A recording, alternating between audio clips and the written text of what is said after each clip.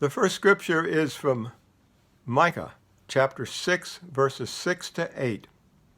So you find Micah, one of the minor prophets in the Old Testament.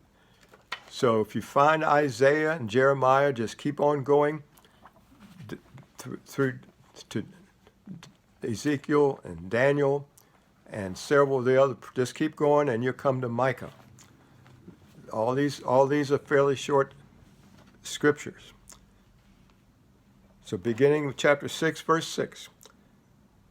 With what shall I come to the Lord, and bow myself before the God on high? Shall I come to him with burnt offerings, with yearling calves?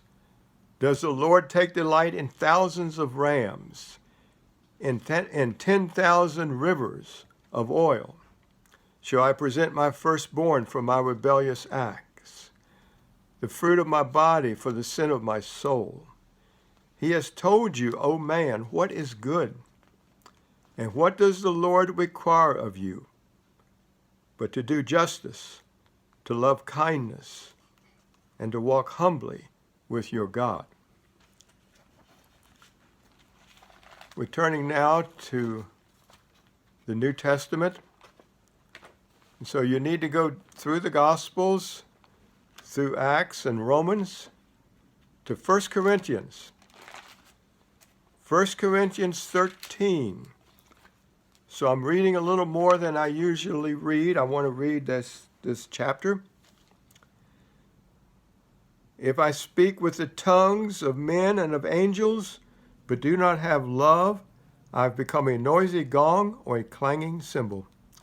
If I have the gift of prophecy and know all mysteries and all knowledge, and if I have all faith so as to remove mountains, but do not have love, I am nothing.